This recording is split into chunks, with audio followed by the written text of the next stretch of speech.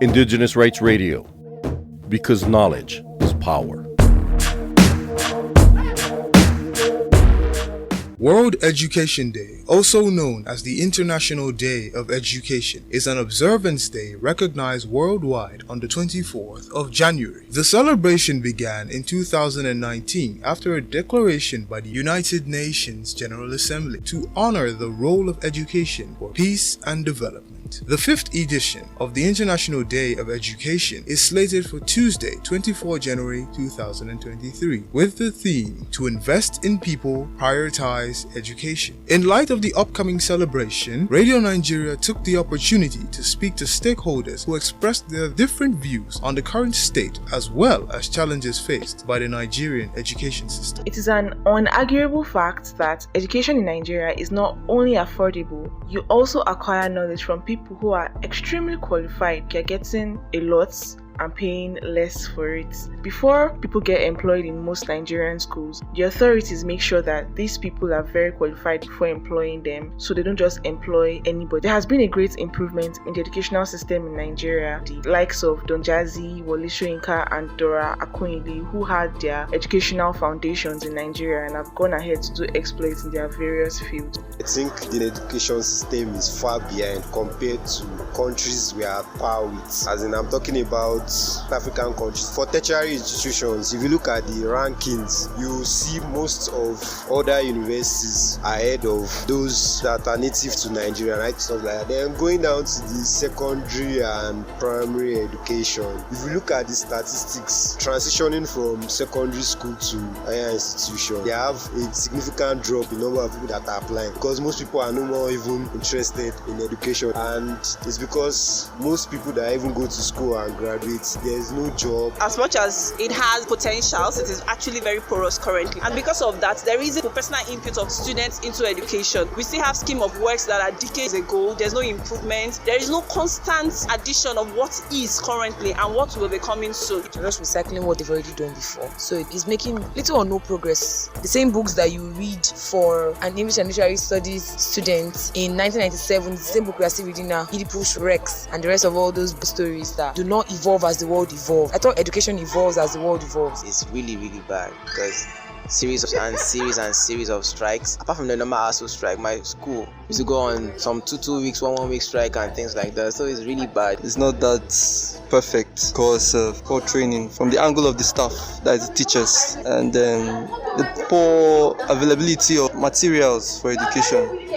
And again, it's based on the theoretical aspect. There is no practical aspect to it, and after schooling, there is no direct support from companies to employ those that actually practiced what they studied in school. I am a Nigerian, and I cannot say that all through my life the schools I attended did not give me what I needed. So I cannot say that Nigerian education system is not. They might not be up to other countries, like in terms of advancement in technology, skills, and some other stuff. So I still think that Nigeria is trying their best in giving priority to education. Education remains one of the sectors most affected by the COVID-19 pandemic. Before COVID-19, the Nigerian education system used a majorly face-to-face approach to teaching and learning. With the emergence of the COVID-19 pandemic, the Nigerian education sector faced a new set of challenges due to the forced school closure. Even with the crisis past, the after effects are still present in schools across the country. Some of these were also discussed by stakeholders. Corona induces severe disruption in our educational system. Schools were closed and children were deferred to their houses. They shifted to an alternative education mode, but that alternative was not accessible to all. Children from the poor structure, even the middle class, were not able to arrange the computer or get internet access for the online learning. They were forced to be dropped out from schools. The pandemic made us to realize that the single area where we need reformation is education. The shift from traditional education system to online educational mode was so sudden. But this transformation, despite the limitation, has paved the way for a change in the existing educational system. COVID was a part that was going to show us that education is beyond classroom. Education is learning. A lot of students took a break from the classroom and they stopped learning. We should have corrected that, but we just continue our routine. We just rush up. We're not able to cover the scheme of work in 6 months, so let's just try and cover it in 1 month. We didn't really care about the quality. We're just more worried about meeting targets. By now, most schools would have caught up with the curriculum. The only issue COVID has brought, the tertiary institution, I think when school started resuming, most of them had already gotten themselves engaged with 1 or 2 businesses, so they might not want to go back to lecture. The pre-COVID education was better, if I would say, because now they're just rushing students. We have a lot of people that are just going to school for exam. In 3 months, a semester is done. In a year, you have 2 full school years in a year, and it doesn't make it conducive for any student. I went to a school that was a little bit advanced, and during the corona period, we started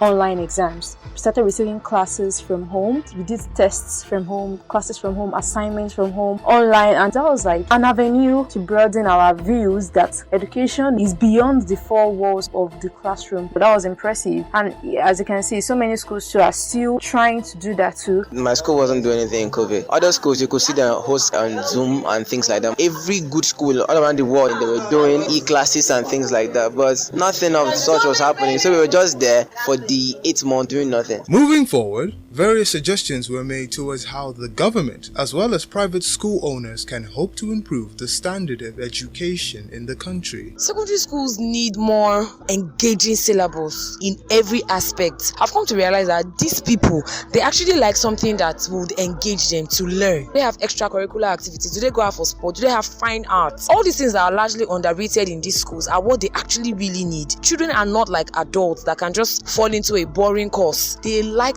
to read something that is fun or read something after having fun, to accommodate a lot of fun in the schools. Actually, when it comes to art, drama, everything, entertainment, you realize that they have interest in all of those things, so it should not be stereotyped. Constant addition of what is currently and what will be coming soon. We have to involve students in how the world is evolving. There should be this practical aspect in school so that it's in the person, and as the person is leaving the school system, he's getting directly into the labor force. To maintain a strong political mobilization around education and paving way to bringing this global initiative into action, education needs to be given a top priority in various strata of society, in the sense that education fosters economic growth. Every dollar spent in quality education generates strong positive return for our economy. It generates the society with knowledge and skill to escape poverty. It reduces gender inequality and even crime. So, education should be given priority of global development. Education is not only a basic right, but a public good and responsibility. It would require the joint efforts of both the public and private sectors to raise the standard of education for the sake of peace and development, as well as Nigeria's future as a nation. This is Radio Nigeria. I am Reginald Sa.